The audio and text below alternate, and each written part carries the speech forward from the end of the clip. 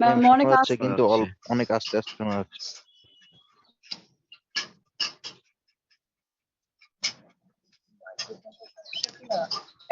এই Rafsan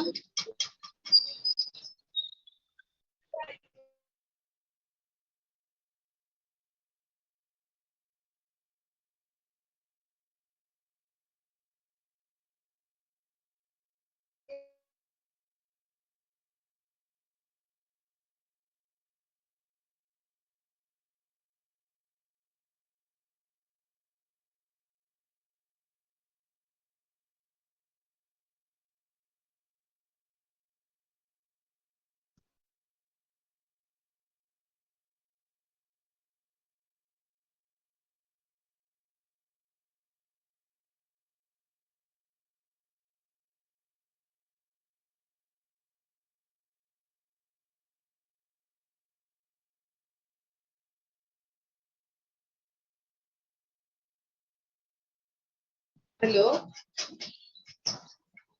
hello hello আমাকে কি শোনা যাচ্ছে? হ্যালো জি ম্যাডাম, ক্লিয়ারলি শোনা যাচ্ছে। শোনা যাচ্ছে। আমাকে অনেক অল্প শুনতে লো ভলিউমে শুনতে।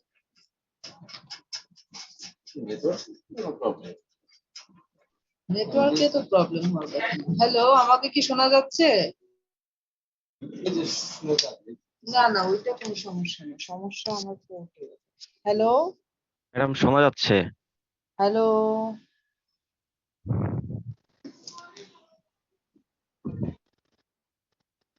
ফ্যান অফ করে মতো শুনতে চাই।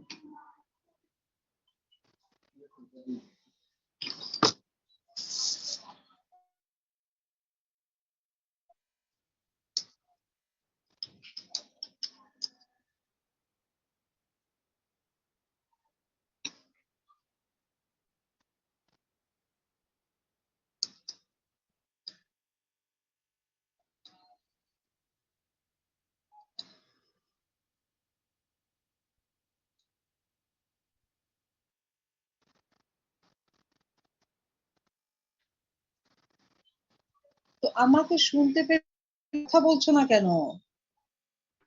ম্যাডাম শোনা হ্যালো যাচ্ছে তো। হ্যালো ম্যাম শোনা যাচ্ছে তো, আর আমরা তো কথা বলতেছি। এই 4637 কে ইয়েস ম্যাম বলতেছে আমাকে, আমি কাউকে শুনতে পাচ্ছি না। আমি কাউকে শুনতে পাচ্ছি না কেন? ম্যাম আমরা তো শুনতে পাচ্ছি। তোমরা কথা বলছো না কেন যে হ্যাঁ শুনতে পাচ্ছি ম্যাডাম? না ম্যাম বললে আমি কিভাবে বুঝবো? ম্যাম আমরা কথা ম্যাম বলছি তো। আমরা বলতেছি তো ম্যাম। তাহলে আমি তো মাত্র শুনতে পেলাম, কোথায় সমস্যা হচ্ছে? এখন কি আমার সাউন্ড ক্লিয়ার? জি ম্যাম। কতখানি ক্লিয়ার? আমি তোমাদেরকে একেবারেই ক্লিয়ার শুনতে পাচ্ছি সেরকম, নাকি আগের মতোই লো ভলিউমে শুনতে পাচ্ছো? না ম্যাম ঠিক এখন আছে। ঠিক আছে।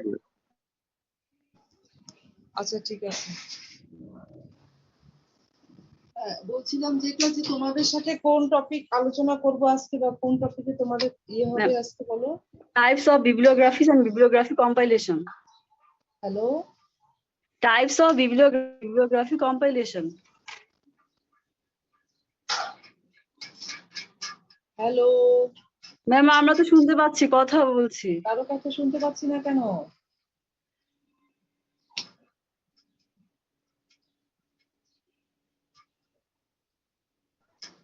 একজন কথা বলছে নাবিলা, কিন্তু তার কথা আমি শুনতে পাচ্ছি না। আমার কথা কি শুনতে পাচ্ছো? জি ম্যাম। জি ম্যাম আপনার কথা শুনতে পাচ্ছি আমরা। Hello ma'am. হ্যালো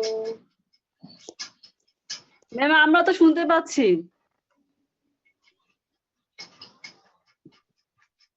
কথা বলছো কেন, শুনতে পাচ্ছি না কেন?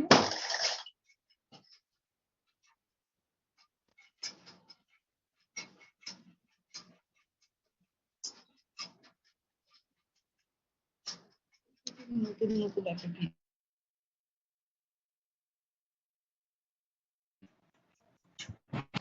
আমি তোমাদের স্টুডেন্টদের কথা আমি শুনতে পাচ্ছি।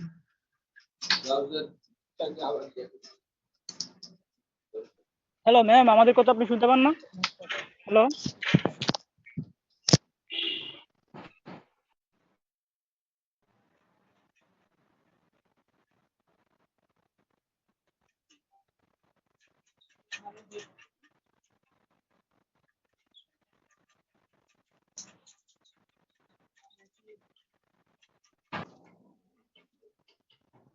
Hello, hello. হ্যাঁ ম্যাম বলেন। হ্যাঁ, এখন শুনতে ম্যাম পাচ্ছি। আমরা আপনাকে শুনতে পাচ্ছি তো। আমি তোমাদের শুনতে পাচ্ছিলাম না, এখন শুনতে পাচ্ছি। আচ্ছা, বলো কি টপিক নিয়ে আলোচনা করার কথা ছিল। Types of bibliography and bibliography compilation. আচ্ছা, বিবলিওগ্রাফি কম্পাইলেশন। বলো কে বলতে চাও আগে, বা কারো কোথাও সমস্যা থাকলে কোনটাতে সমস্যা বলো একটু। ম্যাডাম অ্যানালিটিক্যাল বিবলিওগ্রাফিটা যদি একটু বলতেন। অ্যানালিটিক্যাল বিবলিওগ্রাফি হচ্ছে বিবলিওগ্রাফি করার সময় আমরা কি করি, যে মানে প্রত্যেকটা ডকুমেন্ট যাদের আমরা তালিকা তৈরি করবো, তো সেখান থেকে প্রত্যেকটা ডকুমেন্টের কিছু ইনফরমেশন আমরা নিই, তাই না? ইনফরমেশন গুলোকে তারপরে আমরা বিবলিওগ্রাফির মধ্যে ইনক্লুড করি। তো এই ইনফরমেশন গুলো যদি সিম্পল হয়, অর্থাৎ খুব সাধারণ ইনফরমেশন হয়, তখন সেগুলোকে আমরা সিস্টেমেটিক বিবলিওগ্রাফি করি। কিন্তু কখনো কখনো দেখা যায় যে বিবলিওগ্রাফি গুলো এমন করা হয় যে যে ডকুমেন্ট গুলোকে আমি লিস্ট করতে চাই, সেই ডকুমেন্ট গুলোর ভালো মন্দ দিক ক্রিটিক্যাল অ্যানালিসিস করে তারপরে আমরা সেই বইগুলো বিবলিওগ্রাফি করি। অর্থাৎ বইগুলো ক্রিটিক্যাল অ্যানালিসিস মানে টেক্সচুয়াল ক্রিটিসিজম না, অর্থাৎ এর মধ্যে বিষয়বস্তু কত ভালোভাবে উপস্থাপন হয়েছে বা মন্দভাবে উপস্থাপন হয়েছে এটা না, বরং প্রত্যেকটা ডকুমেন্টের আসলে কোয়ালিটি কেমন, তারপরে এখানে আসলে একটা বইয়ের যেসব গুণাগুণ থাকা পরিপূর্ণভাবে আছে কিনা, বইয়ের বাইন্ডিংটা কেমন, বইয়ের পেজ কেমন, বইয়ের ভেতরে কত ধরনের ইলাস্ট্রেশন আছে, বইয়ের ভেতরে ইন্ডেক্স আছে কিনা, বিবলিওগ্রাফি আছে কিনা, আছে বা নাই, এই বিষয়গুলো যখন আলোচনায় নিয়ে আসা হয় তখন সেটাকে বলে ক্রিটিক্যাল। ঠিক আছে?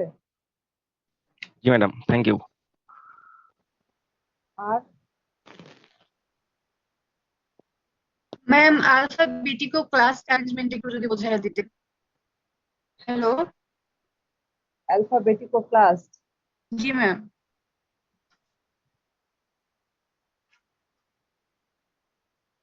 অ্যালফাবেটিক ও ক্লাস হচ্ছে তোমার ক্লাসিফাইডে হচ্ছে ক্লাসিফিকেশন নাম্বার অনুযায়ী করা হয়।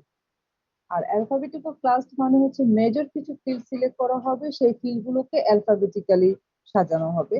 যে মেজর ফিল্ড গুলো সিলেক্ট করা হবে সেই ফিল্ড গুলো আসলে ক্লাসিফিকেশনের যে ফিল্ড সেগুলোই, কিন্তু সেগুলো ক্লাস নাম্বার দিয়ে না সাজিয়ে সেগুলোকে সাবজেক্টের অ্যালফাবেটিক মানে বর্ণানুক্রমে সাজানো হবে। আমি একটু তোমাদেরকে স্ক্রিন শেয়ার দিই, তাহলে তোমরা বুঝতে পারবে।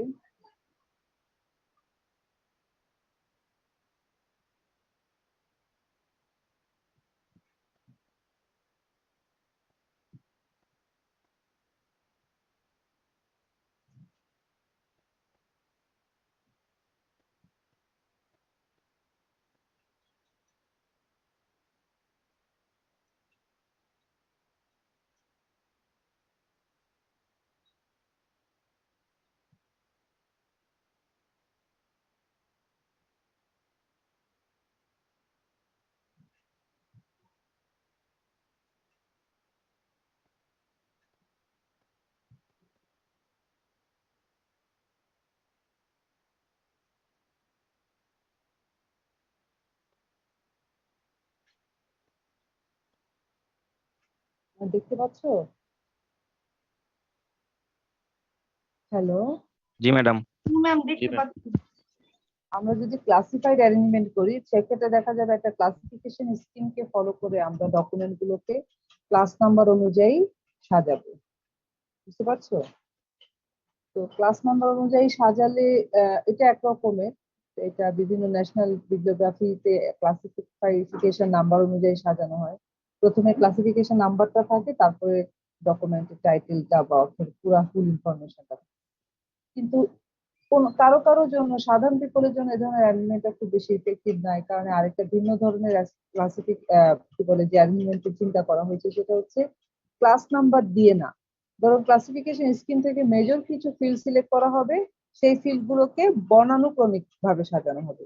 তো ক্লাসিফাইড ভাবে সাজালে একরকমের হয়, আর সেগুলোকে যদি আমি বর্ণানুক্রমিক ভাবে সাজাই তাহলে অন্যরকম হয়। যেমন ধরো সোশ্যাল সায়েন্স একটা ফিল্ড নিয়েছে, সোশ্যাল সায়েন্সের মধ্যে আবার আছে ইকোনমিক্স, ইকোনমিক্স এর মধ্যে আছে financial economics, labour economics, land economics. তারপরে ল্যান্ড ইকোনমিক্স এর মধ্যে আছে common land, public land, private land. Land এটা, এই যে তোমরা এখানে একটা ইন্ডেনশন দেখতে পাচ্ছ না, যে সোশ্যাল সায়েন্স একটা মার্জিন ফলো করেছে, তারপরে একটা স্কেল ফলো করছে ইকোনমিক্স, মানে ইকোনমিক্স হচ্ছে সোশ্যাল সায়েন্সের অধীনে একটা বিষয়। তারপরে ফাইন্যান্সিয়াল ইকোনমিক্স হচ্ছে ইকোনমিক্স এর অধীনে একটা বিষয়। এই ইকোনমিক্স এর অধীনে ফাইন্যান্সিয়াল, লেবার, ল্যান্ড, এই তিনটাকে অ্যালফাবেটিক্যালি সাজানো হয়েছে না? জি ম্যাম। জি ম্যাম। অ্যালফাবেটিক্যালি সাজানো হয়েছে। তারপর দেখো ল্যান্ডের আন্ডারে আবার common land, public land, private land, এটাকেও কিন্তু অ্যালফাবেটিক্যালি সাজানো হয়েছে। ঠিক আছে, এখন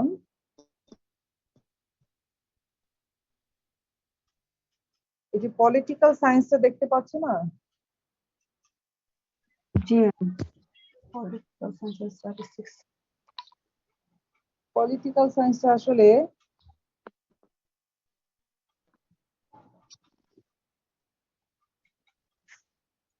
এই যে সোশ্যাল সায়েন্স, সোশ্যাল সায়েন্সের আন্ডারে, সোশ্যাল সায়েন্সের আন্ডারে প্রথমে এনেছি কি ইকোনমিক্স, তারপর এসেছে পলিটিক্যাল সায়েন্স। ঠিক আছে, তারপর এসেছে হচ্ছে স্ট্যাটিস্টিক্স। এটা কি অ্যালফাবেটিক্যালি এসেছে? দেখো সোশ্যাল সায়েন্স, এরপরে সোশ্যাল সায়েন্সের অধীনে যেগুলো, যে বিষয়গুলো আছে, মেজর যে সাবজেক্ট গুলো, সেগুলো হচ্ছে economics, political science, statistics. Economics এর মধ্যে আছে আবার ফাইন্যান্সিয়াল, লেবার ইকোনমিক্স, এগুলোকে আলাদা সাজানো হয়েছে, এবং এই সাজানোর যে অর্ডারটা, এগুলো সবসময় অ্যালফাবেটিক্যালি করা হয়েছে। কিন্তু এই কনসেপ্টটা আসলে নেওয়া হয়েছে ক্লাসিফিকেশন স্কিমের যে মেজর ক্লাস, সেখান থেকে। ম্যাডাম, অ্যারেঞ্জ, হ্যাঁ বলো। ম্যাডাম ওই ওই যে ইকোনমিক্স এর আন্ডারে যে ল্যান্ড আছে, ওই ল্যান্ডের পরের ইনভেনশন থেকে আবার কমন, পাবলিক, প্রাইভেট, তার মানে কি এগুলো land, common land, public land, private land. আচ্ছা আচ্ছা, জি ম্যাডাম। বিষয় হচ্ছে, আমি যদি এখানে তোমাদেরকে দেখাই, দাঁড়াও, ধরো সোশ্যাল সায়েন্সের নাম্বার, ক্লাস নাম্বার হচ্ছে 300। ঠিক আছে, তো 300 এর ভিতরে ইকোনমিক্স এর নাম্বার আবার ধরো 330, পলিটিক্যাল সায়েন্সের নাম্বার হচ্ছে 320, স্ট্যাটিস্টিক্স এর নাম্বার হচ্ছে, এটা কিন্তু আমার মন গড়া না, আমি একটা ক্লাসিফিকেশন স্কিমের কথা বলছি, ডিডিসি থেকে নাম্বার গুলো দিচ্ছি। ঠিক আছে, 310। আমি যদি ক্লাস নাম্বার অনুযায়ী সাজাতাম তাহলে এই বিন্যাসটা কিন্তু ভিন্ন রকম হতো। কি হতো? সোশ্যাল সায়েন্সের আন্ডারে প্রথমে আছে স্ট্যাটিস্টিক্স, তারপরে আছে পলিটিক্যাল সায়েন্স, তারপরে আছে, কিন্তু মানে যারা এই বিবলিওগ্রাফি নিয়ে কাজ করে তারা দেখেছে যে সবসময় ক্লাসিফাইড অ্যারেঞ্জমেন্ট আসলে সুইটেবল হয় না, কোনো কোনো বিবলিওগ্রাফির জন্য আসলে অ্যালফাবেটিক্যাল অ্যারেঞ্জমেন্টের বেশি সুইটেবল হয়। তো সেক্ষেত্রে অ্যালফাবেটিক্যাল অ্যারেঞ্জমেন্ট করেছে, কিন্তু মেজর যে ফিল্ড গুলো আছে সেগুলোর ধারণাটা নেওয়া হয়েছে ক্লাসিফিকেশন স্কিম থেকে, বা একটা মেজর মেজর ফিল্ড গুলোকে প্রথমে কিছু ক্লাস ধরে তারপরে এগুলোকে অ্যালফাবেটিক্যালি সাজানো হয়েছে, এই জন্য এটাকে বলা হয় অ্যালফাবেটিকো ক্লাস, মানে ক্লাসিফাইড, বাট এটার অ্যারেঞ্জমেন্টটা হচ্ছে not by class number but by alphabetical order. ঠিক আছে, হ্যালো। জি ম্যাম। জি ম্যাম। ম্যাম একটা কোশ্চেন ছিল। আমি একটু দাঁড়াও, আমি যদি এটাকে তোমাদের সাজাই দেখাই, ধরো আমি যদি, এটা হচ্ছে অ্যালফাবেটিকো ক্লাস অ্যারেঞ্জমেন্ট, আমি যদি পাশেই তোমাদেরকে ক্লাসিফাইড অ্যারেঞ্জমেন্টটা দেখাই,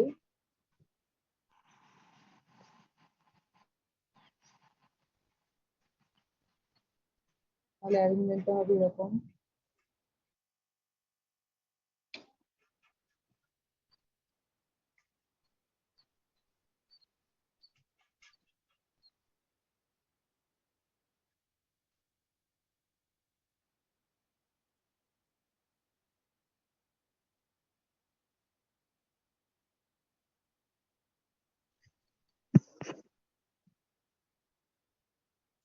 ঘোরা হয়ে যাচ্ছে এখন আমার উল্টো পাল্টা।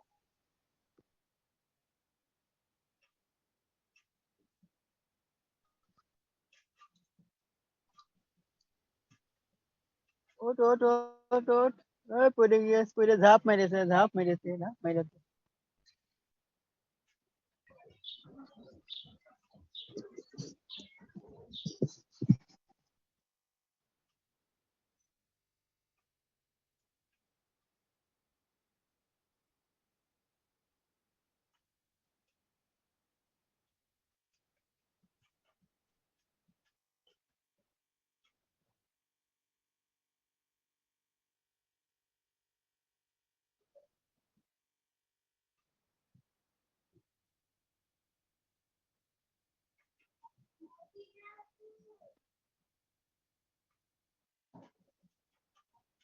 এই অ্যারেঞ্জমেন্টটা তখন এখানে এরকম হবে, সোশ্যাল সায়েন্স আমি এসএস দিয়ে বুঝালাম, তারপরে স্ট্যাটিস্টিক্স,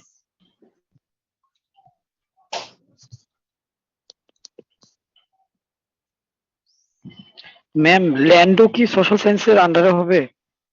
হ্যাঁ সবকিছুই এখানে সোশ্যাল সায়েন্সের আন্ডারে। সোশ্যাল সায়েন্স একটা মেজর ফিল্ড, তার মধ্যে ব্রড সাবজেক্ট গুলো হচ্ছে ইকোনমিক্স, পলিটিক্যাল সায়েন্স, স্ট্যাটিস্টিক্স, এগুলোর মধ্যে আরো বিভাজন আছে, ঠিক আছে। তো ইকোনমিক্স এর মধ্যে ফাইন্যান্সিয়াল ইকোনমিক্স এর নাম্বার হচ্ছে 336, লেবার ইকোনমিক্স এর নাম্বার হচ্ছে 331। তো আমি যদি ক্লাসিফিকেশন অনুযায়ী নাম্বার অনুযায়ী সাজাই তাহলে অ্যারেঞ্জমেন্টটা এরকম হয়, দেখো।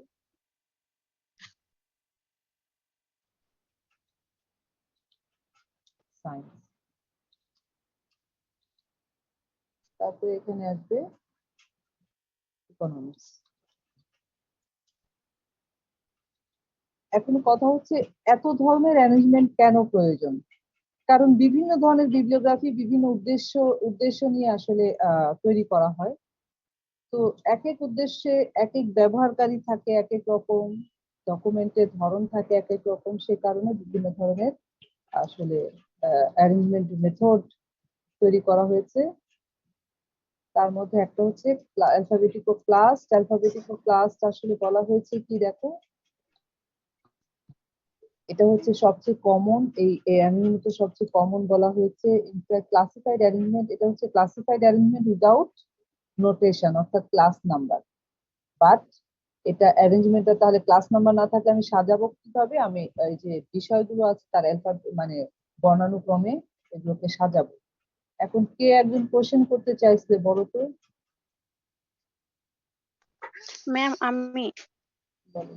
ম্যাম আমাদের কম্পাইলেশনের প্ল্যানিং এ একটা অপশন আছে যে এন্ট্রি অ্যারেঞ্জমেন্ট, আর এখানে হচ্ছে ইমপ্লিমেন্টেশনে হচ্ছে মেথডস অফ অ্যারেঞ্জমেন্ট। এখন এই দুইটা টপিক মানে কিভাবে আলাদা, আমি ব্যাপারটা বুঝতেছি না, একটু করা যাবে আচ্ছা, একটু? হ্যাঁ যাবো যাবো যাবো, প্ল্যানিং এ চাইবো।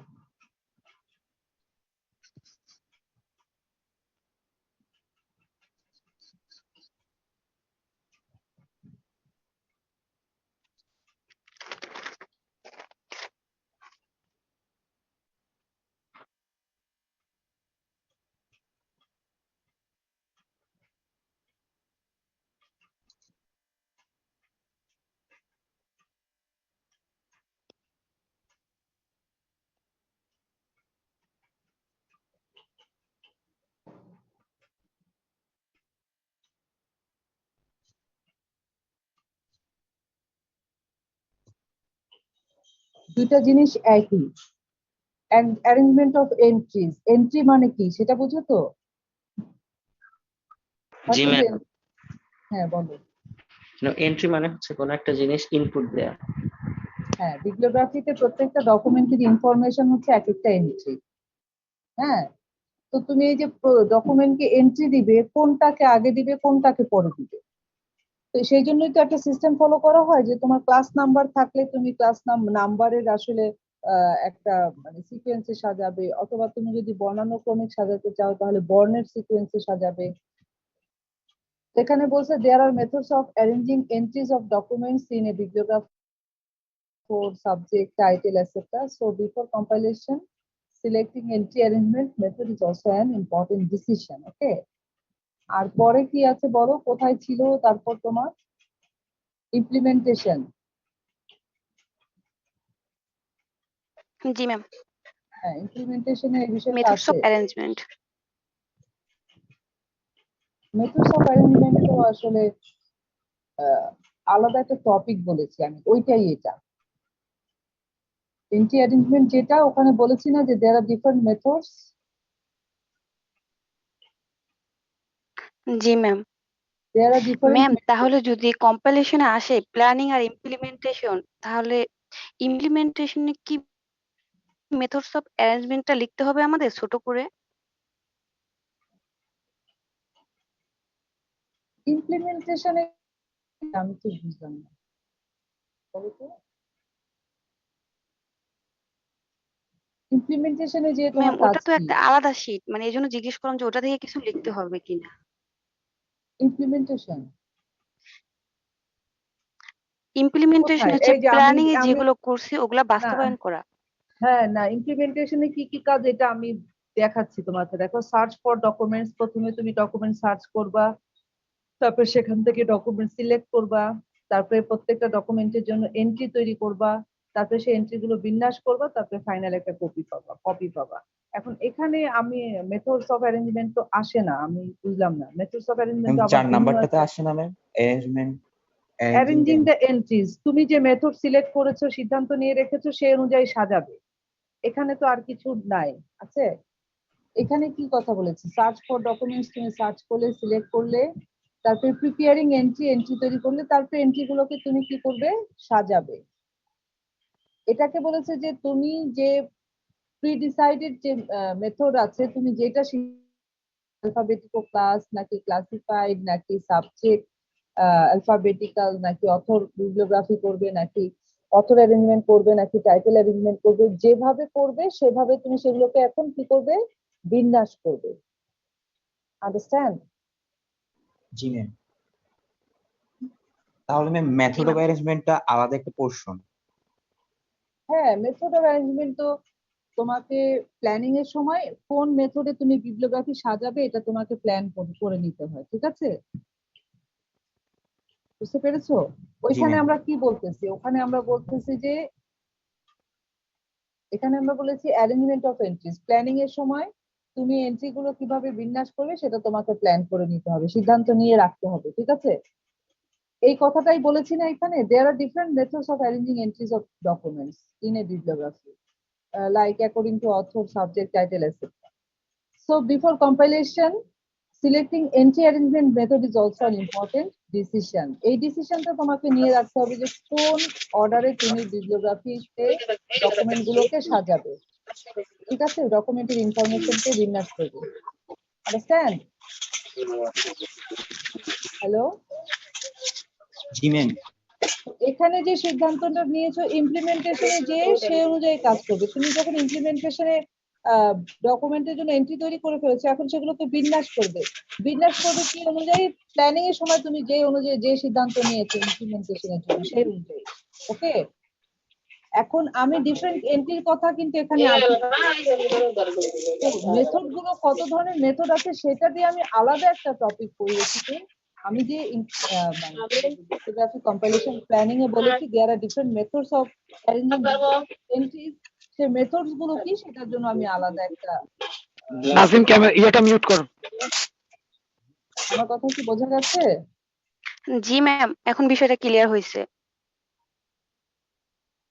আমি কিন্তু প্ল্যানিং এ মেথডস অফ অ্যারেঞ্জমেন্টে বলেছি যে অনেক মেথড আছে, তার মধ্যে যে কয়েকটা এক্সাম্পল দিয়েছি, এর মধ্যে যে কোনো একটা তোমাকে সিলেক্ট করে নিতে হবে। আর ইমপ্লিমেন্টেশনে যে বলেছি যে আমার প্রি ডিসাইডেড মেথড অনুযায়ী এন্ট্রি গুলোকে এখন আমার কি করতে হবে? সাজাতে হবে। এখন কি মেথড সেগুলোও তো তোমাকে জানতে হবে, সেজন্য আমি আলাদা একটা জি টপিক ম্যাম। করিয়েছি, মেথডস অফ অ্যারেঞ্জমেন্ট।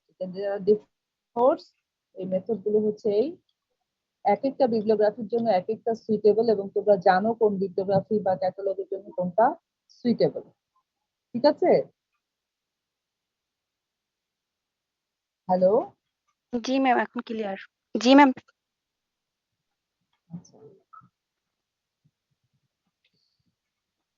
আর বাকিদের কোনো সমস্যা নাই? বাকিদের যা দুই একজন কথা বলছো তাদের ছাড়া। মোহাম্মদ আব্দুল্লাহ কি আছো? মোহাম্মদ আব্দুল্লাহ?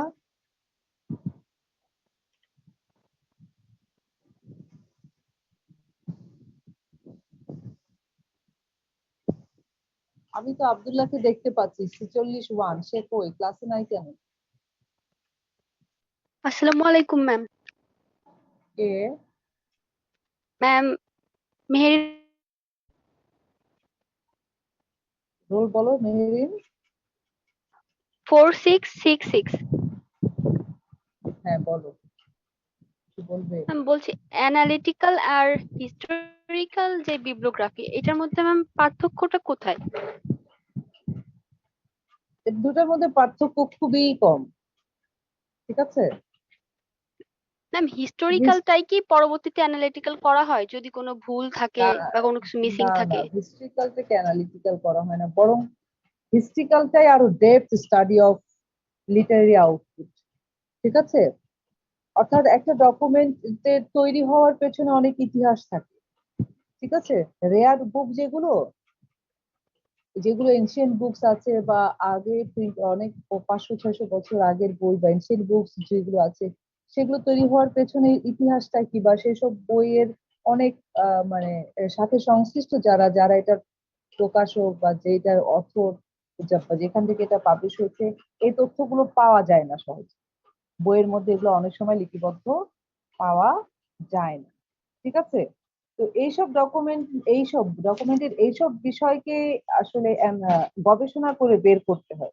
গবেষণা করে বের করে ডিফারেন্ট টাইপের বিবলিওগ্রাফি তৈরি করা হয়, যেখানে আসলে একটা ডকুমেন্ট তৈরি হওয়ার পেছনে কিছু ইতিহাস বা মিসিং কিছু ইনফরমেশন বিভিন্ন গবেষণা পদ্ধতির মাধ্যমে সার্চ আউট করা হয় এবং সার্চ আউট করে এক জায়গায় জড়ো করা হয়। ওই ধরনের বিবলিওগ্রাফিকে বলা হয় হচ্ছে কি বলবো যে হিস্ট্রিক্যাল বিবলিওগ্রাফি।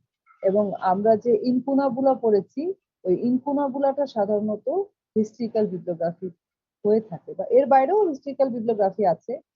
অনেক এনশিয়েন্ট বইয়ের তালিকা আছে যেগুলোতে ওই এনশিয়েন্ট বইগুলোর মানে ইতিহাস, বইগুলোর মানে সৃষ্টির ইতিহাস বর্ণিত হয়েছে, ঠিক আছে? জি ম্যাম। ম্যাম সেকেন্ডারি বিবলিওগ্রাফির মধ্যে যে সাবজেক্ট বিবলিওগ্রাফিটা আছে ওইটা যদি একটু বলতেন। সাবজেক্ট বিবলিওগ্রাফি তো প্রত্যেকটা সাবজেক্টের বিবলিওগ্রাফি আছে। তোমাদের সাবজেক্টেরও বিবলিওগ্রাফি আছে, ঠিক আছে? তার মানে যে কোনো নির্দিষ্ট সাবজেক্ট সম্পর্কে ওই প্রত্যেকটা সাবজেক্ট সাবজেক্টের যে ডকুমেন্ট, প্রত্যেকটা সাবজেক্ট, যেমন ধরো তুমি যদি প্রাইমারি বিবলিওগ্রাফির কথা যদি আমরা ধরি, যেমন ন্যাশনাল বিবলিওগ্রাফি, এখানে সব সাবজেক্টের বই আসবে, ঠিক আছে? ট্রেড বিবলিওগ্রাফি, এখানে সব সাবজেক্টের বই আসতে পারে। তারপরে ধরো ইউনিভার্সাল বিবলিওগ্রাফি তো আসলে কোনো বিষয়ের মধ্যেই সীমাবদ্ধ না, কোনো দেশের মধ্যেই সীমাবদ্ধ না, এখানে সব কিছুই আসবে, ওকে? তারপরে জি ম্যাম। ইনকুনাবুলা বিবলিওগ্রাফিও আসলে বিষয় ভিত্তিক না, এখানে অনেক বিষয়ের বই হতে পারে। এখানে বিষয় ইম্পর্টেন্ট না, এখানে হচ্ছে ডকুমেন্টটা ইম্পর্টেন্ট, ঠিক আছে? আর প্রত্যেকটা সাবজেক্টের নিজস্ব বিবলিওগ্রাফি থাকতে হবে। আমরা যদি বিবলিওগ্রাফি কন্ট্রোল করতে চাই, অর্থাৎ হিউম্যান নলেজ কমিউনিকেশনের যত মিডিয়া আছে, যত পাবলিশড মিডিয়া আছে, সবগুলোকে যদি ইনক্লুড করতে চাই, তাহলে এগুলোর বিভিন্ন ধরনের লিস্টিং হতে হবে। ন্যাশনাল বিবলিওগ্রাফি একটা লিস্টিং, ট্রেড বিবলিওগ্রাফি একটা লিস্টিং, এর বাইরে যেও প্রত্যেকটা বিষয় কি করে, তাদের যে প্রতি বছর বা প্রতিনিয়ত যে প্রকাশনাগুলো আছে সেগুলোর জন্য বিবলিওগ্রাফি প্রকাশ করে থাকে। বুঝতে পেরেছো? জি ম্যাম। ম্যাম আমার একটা কোশ্চেন ছিল। ম্যাম আমার একটা কোশ্চেন ছিল। আচ্ছা বলো। ম্যাম আমরা সেকেন্ডারি বিবলিওগ্রাফিকে কিভাবে সংজ্ঞায়িত করতে পারি, যদি একটা প্রপার সংজ্ঞা চাই? প্রপার সংজ্ঞা কি তোমাদের ওখানে দেয়া নাই, হয়েছে, পড়া হয়েছে না কোনো? ম্যাম আমাদের শীটে নেই, গুগলে সার্চ করছি, গুগলেও সেভাবে কোনো সংজ্ঞা দেয়া নেই। ম্যাম সেকেন্ডারি কিভাবে বিবলিওগ্রাফি বলতে যে তোমার বিবলিওগ্রাফি কনসেপ্ট গুলো ক্লিয়ার অলরেডি। কিনা, তোমার কাছে কনসেপ্টটা ক্লিয়ার কিনা, তারপর তুমি তোমার মতো করে সংজ্ঞা দিবে। আর যদি ওরকম মুখস্থ সংজ্ঞা বলতে বলো, তাহলে আমার বই দেখতে হবে। ম্যাম ওখানে দেওয়া আছে যে যেই বিবলিওগ্রাফি গুলো অলরেডি কোথাও তালিকাভুক্ত হয়েছে সেগুলো প্রাথমিক বিবলিওগ্রাফি বিবলিওগ্রাফিতেও হতে অলরেডি পারে। তালিকাভুক্ত হয় নাই, ঠিক আছে? যে বিবলিওগ্রাফি তৈরি করা হয় বেসড অন কি, অলরেডি পাবলিশড বিবলিওগ্রাফি, ঠিক আছে? অলরেডি পাবলিশড বিবলিওগ্রাফি থেকে ডকুমেন্ট সিলেক্ট করে যখন আরেকটা বিবলিওগ্রাফি তৈরি করা হয়, তখন সেটাকে বলা হয় সেকেন্ডারি বিবলিওগ্রাফি। ম্যাম আরেকবার যদি একটু বলতেন। Bibliography that includes documents from other bibliographies, ঠিক আছে? Or bibliography that the documents that are already enlisted in primary bibliographies, and for the purpose of research and other purpose a new bibliography is created to কি বলবো যে from selecting information from primary bibliographies, সেটাকে বলা হচ্ছে যে secondary bibliography. ওইভাবে আসলে definition দেওয়া তো মুশকিল। তোমাদের এখানে ডেফিনেশন আমি দিয়ে দেই নাই, বলে দেই নাই বিষয়টাকে ক্লিয়ার করে। জি ম্যাম, আছে তো ডেফিনিশন এখানে। তোমরা কি বুকিশ ডেফিনেশন চাচ্ছ? আমি ডেফিনেশন তো দিতে পারছি। তাই কেউ একজন বলো দেখি কি সেকেন্ডারি বিবলিওগ্রাফি আসলে কি?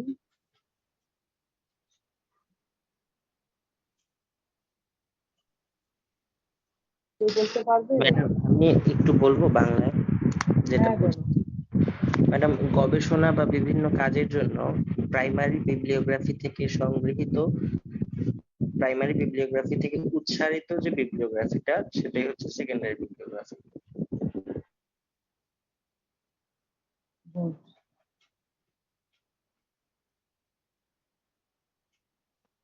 মানে কি বলবো যে যখন কিছু কিছু ইনিশিয়েটিভ নেওয়া হয় যে গবেষকের একটা একটা এরিয়াতে তুমি ধরো কাজ করছো, গবেষণা হচ্ছে, সেই এরিয়াতে যেসব প্রকাশনা আছে সেগুলোকে সেগুলো অনেক সময় কি থাকে বিভিন্ন বিবলিওগ্রাফিতে বিচ্ছিন্ন অবস্থায় থাকে, ঠিক আছে? যেমন একটা ন্যাশনাল বিবলিওগ্রাফিতে একটা বিষয়ের ডকুমেন্ট তুমি এক জায়গায় সব অনেক ডকুমেন্ট পাবা না, আবার একটা টেট বিবলিওগ্রাফিতে অনেক বছরের কিছু পাবা না, 1 বছর 2 বছর বা 5 বছরের পাবে। এখন তুমি গবেষণা করা প্রয়োজন, তোমার গবেষকদের সুবিধা দেওয়ার জন্য একটা বিষয়ের গত 5 থেকে 10 বা 15-20 বছরের ডকুমেন্ট এক জায়গায় করা প্রয়োজন। এসব ক্ষেত্রে কি করা হয় যে অলরেডি যে পাবলিশড প্রাইমারি বিবলিওগ্রাফি গুলো আছে, অর্থাৎ ন্যাশনাল বিবলিওগ্রাফি, ট্রেড বিবলিওগ্রাফি বা অন্য যে বিবলিওগ্রাফি গুলো আছে, সেগুলোকে অ্যানালিসিস করে, সেগুলোকে কি বলবো যে স্টাডি করে বিভিন্ন বিষয়ের যে ডকুমেন্ট গুলো সেগুলোকে এক্সট্রাক্ট করা হয়, সেখান থেকে সেই ডকুমেন্ট গুলোর ইনফরমেশন গুলোকে সংগ্রহ করে নতুন টাইপের বিবলিওগ্রাফি যখন তৈরি করা হয় তখন সেগুলোকে আমরা সেকেন্ডারি বলি। সেকেন্ডারি বলি এই কারণে যে যে ডকুমেন্ট গুলোর লিস্ট আমি তৈরি করছি সেই ডকুমেন্ট গুলো অলরেডি অন্য বিবলিওগ্রাফিতে কি এনলিস্টেড হয়েছে, ঠিক আছে? সেকেন্ডারি বিবলিওগ্রাফি ইজ নট কি বলবো the first one that is listing those documents. Those documents have already been recorded in other bibliographies. Understand? Yes, ma'am.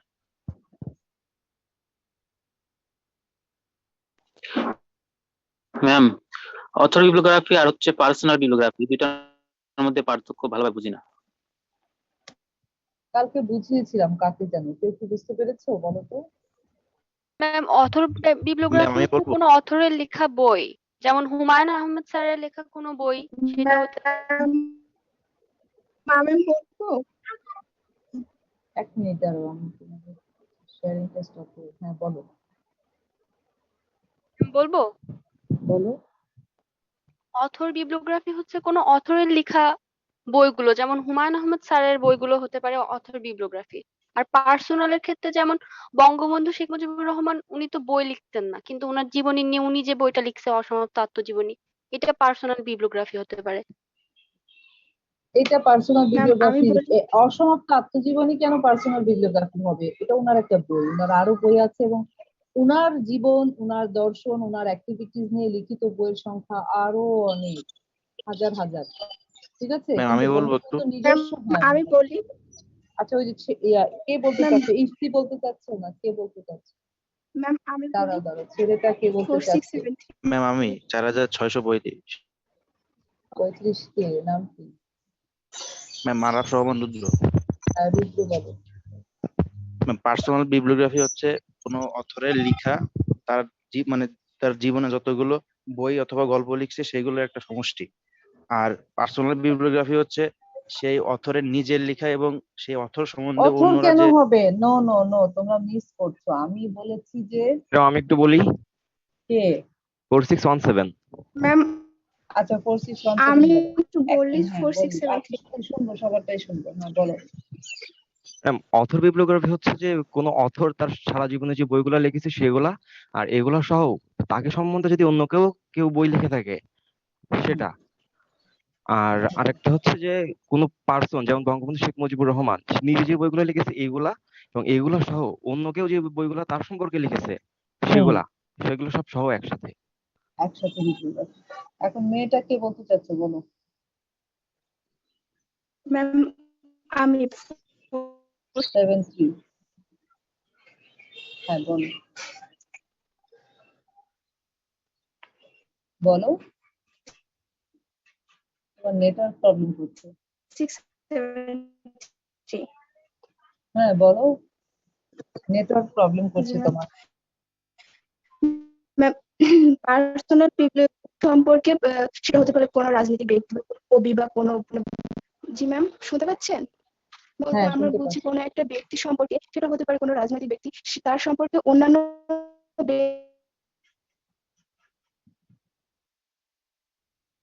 ব্যক্তিবর্গ বা অন্যান্য অথর যে বইগুলো লিখছেন বা সে নিজে তার সম্পর্কে যে বইগুলো লিখছেন এইগুলোর উপর যে বিবলিওগ্রাফি করা হয় প্রিয়া, সেটাই মূলত প্রিয়া তোমার নেটওয়ার্ক প্রবলেম, আমরা একটু কম শুনতে পাচ্ছি। Personal bibliography.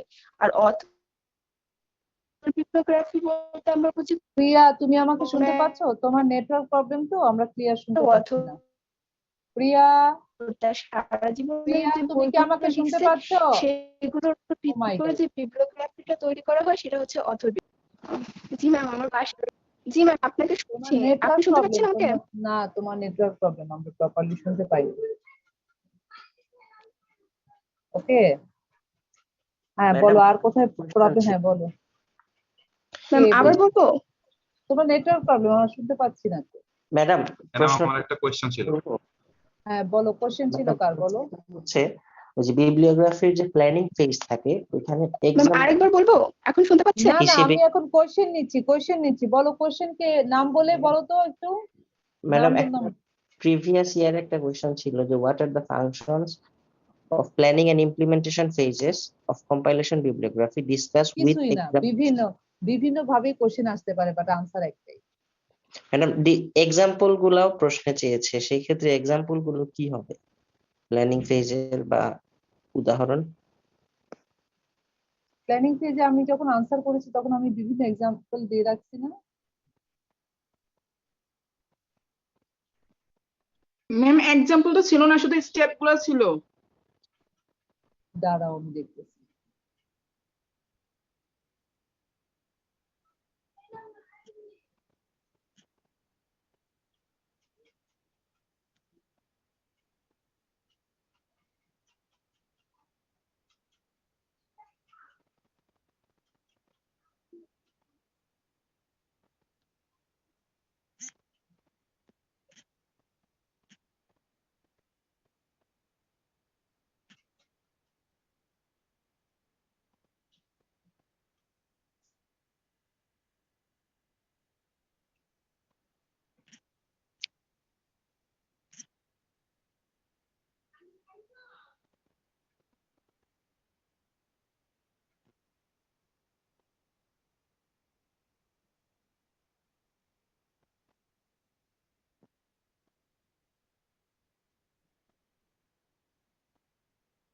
দেখো এই যেখানে লেখা আছে ফর্ম অফ ম্যাটেরিয়ালস, দেখতে পাচ্ছ? যে তুমি যখন স্কোপ ডিফাইন করতে যাবা তখন ফর্ম অফ ম্যাটেরিয়াল ম্যাম তোমাকে। স্ক্রিন শেয়ার করতে হবে। দেখতে পাচ্ছি না। আচ্ছা স্ক্রিন শেয়ার করতে হবে।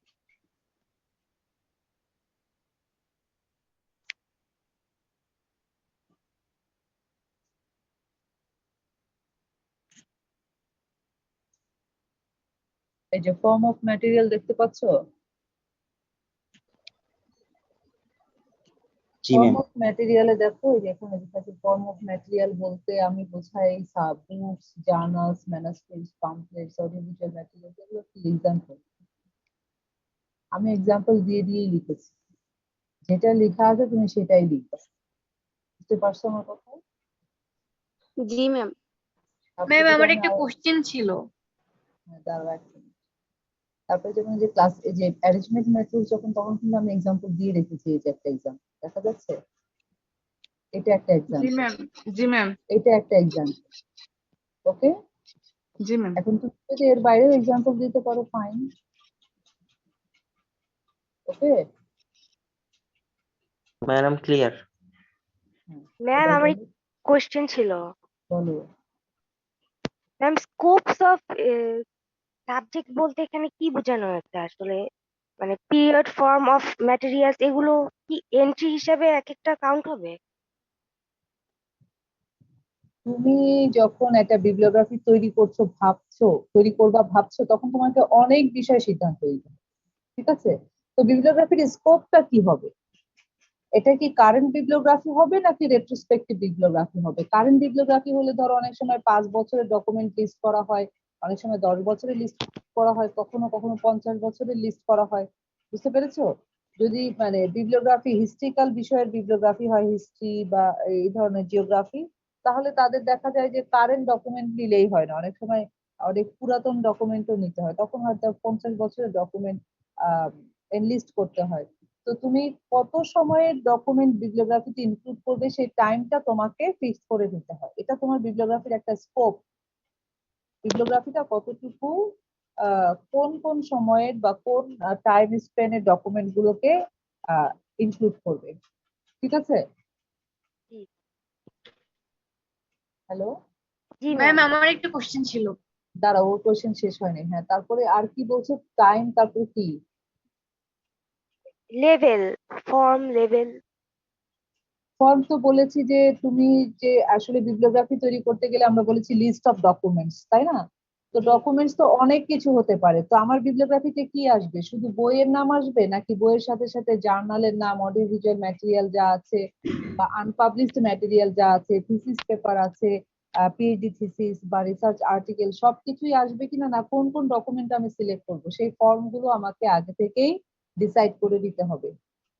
আর লেভেল হচ্ছে এই বিবলিওগ্রাফিটা আমি কতটুকু আসলে ইনফরমেশনটা কতটুকু এক্সপান্ডেড নিব, প্রত্যেকটা ডকুমেন্টের ইনফরমেশন, এটা কি আমার জেনারেল পিপলের জন্য বিবলিওগ্রাফি করছি, যদি জেনারেল পিপলের জন্য বিবলিওগ্রাফি করা হয় তাহলে ডেপথ অফ ইনফরমেশন একরকম হবে, এরকম হবে। আর যদি এটা স্পেশাল পিপলের জন্য হয় বা সাবজেক্ট স্পেশালিস্টদের জন্য হয়, তাহলে এটার অ্যারেঞ্জমেন্ট, এটার কি বলবো যে বিবলিওগ্রাফি ডকুমেন্টের ইনফরমেশন ডেপথ গভীর হবে, ম্যানেজমেন্ট মেথড ভিন্ন হবে। তো তোমার ব্যবহারকারী কারা সেটাও তোমাকে আগে সিদ্ধান্ত নিতে হবে, মানে সেই বিষয়টাকে তোমার মাথায় রাখতে হবে প্ল্যানিং এর সময়।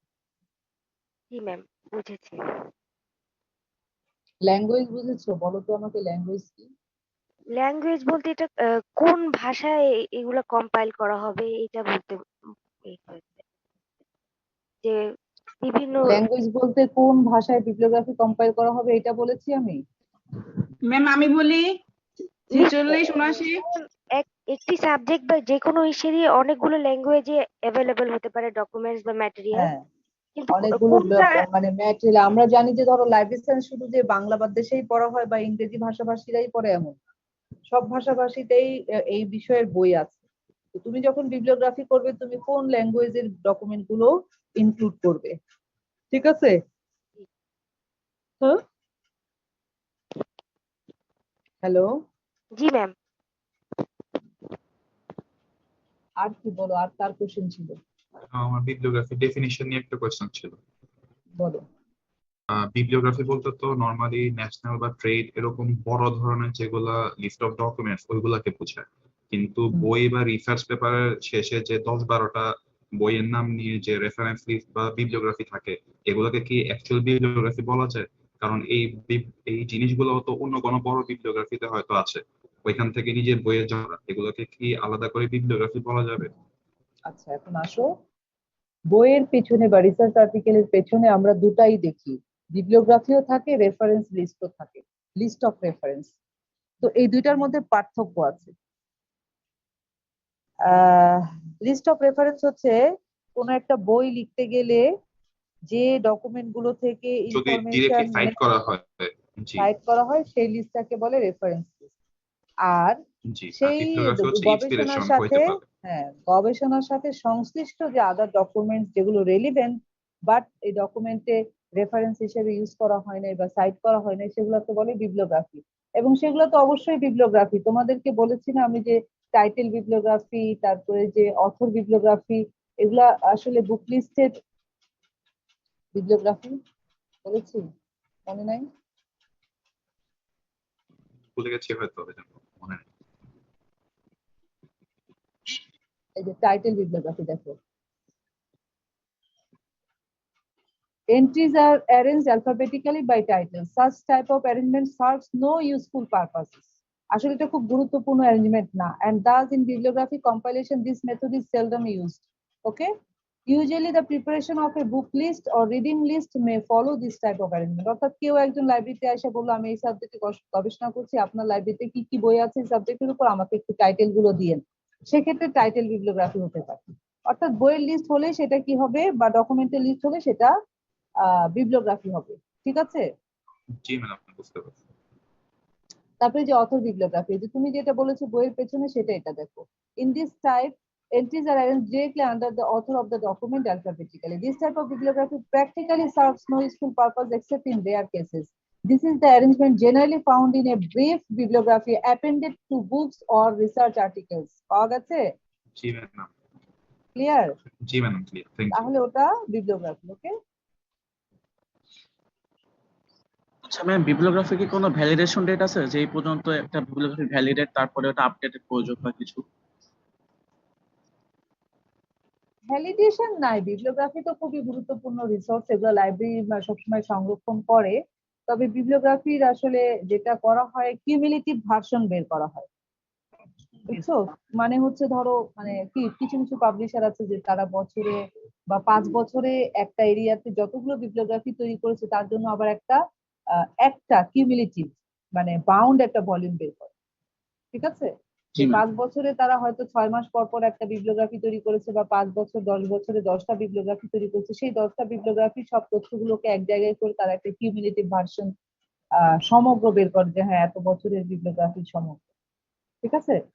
তো ভ্যালিডেশন ডেট নাই। আমরা সাধারণত লেটেস্ট বিবলিওগ্রাফি যেগুলো আমরা রিসার্চের ক্ষেত্রে সাধারণত ইউজ করে থাকি, সব বিবলিওগ্রাফি গুরুত্বপূর্ণ, এটা সবসময়ই কি ভ্যালিড, অবসলিট হওয়ার কোনো সুযোগ নাই। এটা বইয়ের মতো না যে নতুন এডিশন বের হবে। এডিশন হতে পারে, এডিশন হচ্ছে ওই যে কিউমুলেটিভ ভার্সনটা হচ্ছে এডিশন, প্রিভিয়াস সবগুলোকে এক জায়গায় করে নতুন একটা ভলিউম বের করা। ঠিক আছে? ম্যাম, সাবজেক্ট হেডিংসটা কি? ওটা কি আলাদা লিস্ট থাকে?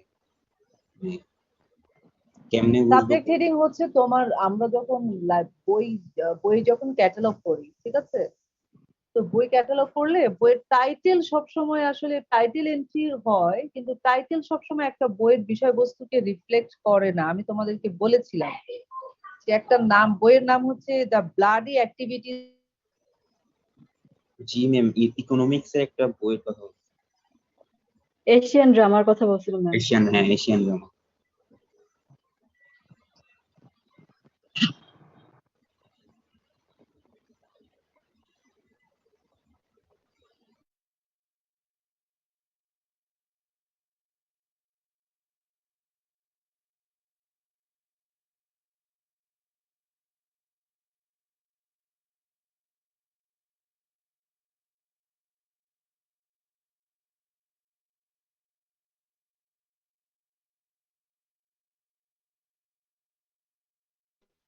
ম্যাডাম, হ্যাঁ বলো, আমি একটু ফোনে ছিলাম, বলো। এই মর্জিনা একটু শুনো তো, হ্যাঁ বলো। ম্যাম, সাবজেক্ট হেডিংস বলতেছি। হ্যাঁ বলতেছিলাম, একটু 1 মিনিট। ওই যে 4 তলায় যাও তো একটু, জাহাঙ্গীর ভাইকে যেতে বলছে।